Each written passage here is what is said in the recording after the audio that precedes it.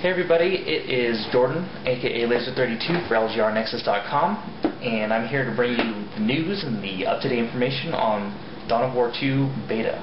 Multiplayer beta, that is, no single player yet. What is this? If you've heard earlier in the week from either Chico or on Steam, you can get in on the, basically start playing Dawn of War 2 multiplayer. You can get it through Steam if you have bought Soulstorm, which is going for $7.50 now, which I think is, you know, over 50% off. I believe it's like 75% off.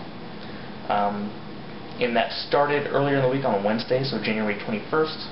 However, if you don't want to spend that kind of money, even though it's only $7, you can get in on the beta on January 28th when they open it up for everybody.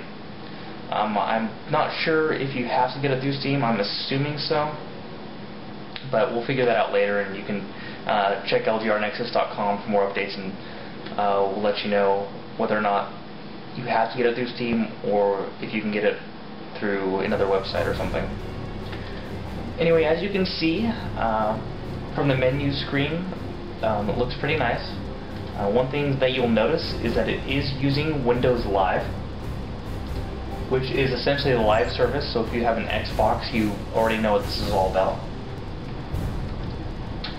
You know, here you can see all your friends, you can see all your profile stuff, you know, basically all the live goodies that you can get.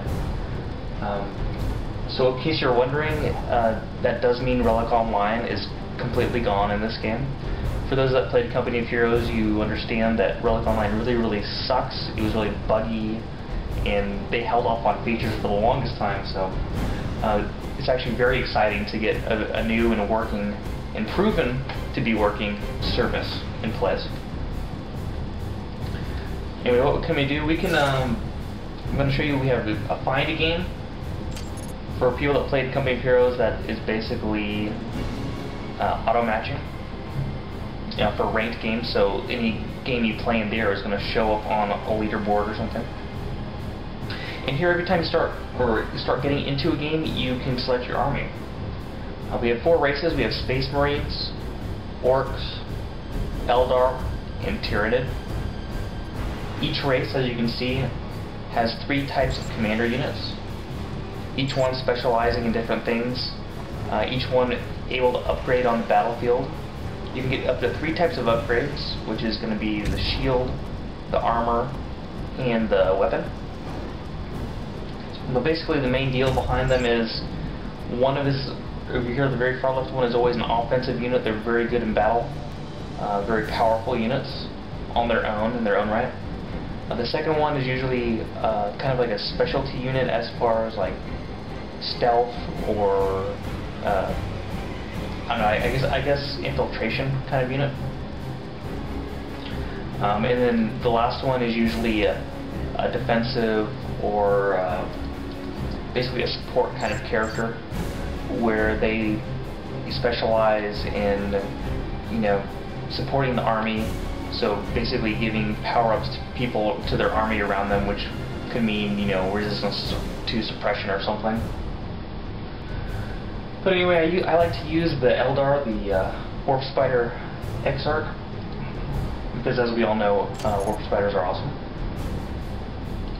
But anyway, for the auto-matching menu here, we can either do a head-to-head, which is a 1v1, or a team battle, in which case we go ahead and invite friends, and if we don't want to invite friends, we'll just get automatically matched with, I think, like 2 other people on the team.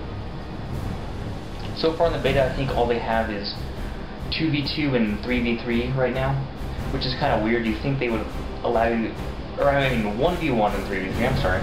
You think they would allow you to do 2v2. But that's that. Once you get in the game through here, any kind of win or loss or anything is going to get recorded in your stats, and you basically get ranked on a global leaderboard, which I'll show you that right now. Here we have a recorded games. You can save replays. And here we have our statistics page for games that we won, and this is only for the ranked matches. So if you're playing a custom game, it won't record any of this. But as you can see, I won 3 times and lost once. And then here are the leaderboards. So as you can see, people get ranked, and you can see what army they were using. And it's head-to-head. This is a team battle. So pretty cool stuff. If you play Company Heroes, this looks very, very familiar. It's basically the same. They just updated it a lot as far as being able to work on the live service.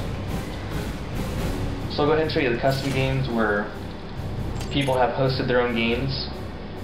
And here you can have games, private games with your friends, or play against computers. I'm gonna go ahead and host one for you now so you can see. If you ever see a game called The Shice or The Shets or something, that's probably me playing, so feel free to join me. But basically, as you can see here, we can close the slot. We can add computers, we can invite friends, all that stuff. 2 types of victory conditions. There's victory control point and annihilate. Victory control point is basically what it sounds like, where if you play Company of Heroes, that is, where you hold control points on the map, and if you have the most of them, like 2 to 1 or 3 to 0, the other person's tickets start counting down, and whoever gets to 0 first loses. But here we go, we're going in game. As you can see, there's no base building in this. You have basically your one building here. We'll go ahead and start building stuff. The teching system is very simplified. If you play Company of Heroes, you're used to little trade-offs between what you're going to upgrade to. But here we have only 3 tiers. We have first tier, which we have access to immediately. And for the Eldar, we can get, our generic Guardian squad. We can get essentially an MG if you played Company of Heroes. But it's the Shuriken cannon weapon, it's a mounted weapon.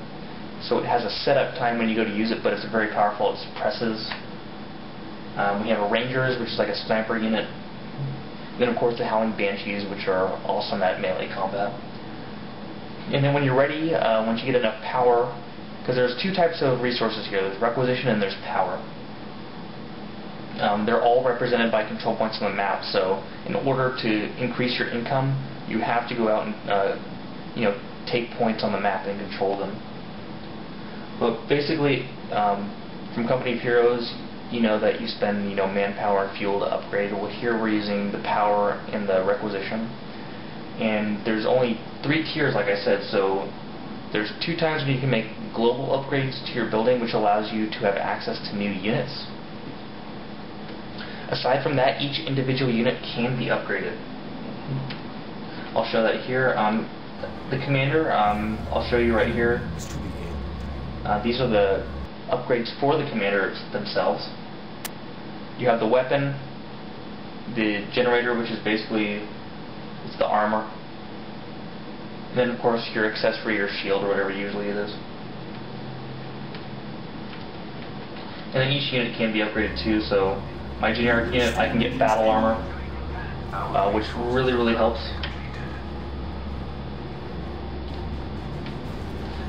But upgrading individual units and all that stuff requires power as well. So you gotta figure out what kind of technique you're gonna want to do on the map, whether you're gonna want to get the new units quicker, or if you're gonna want to make your units in the field stronger by personal upgrades.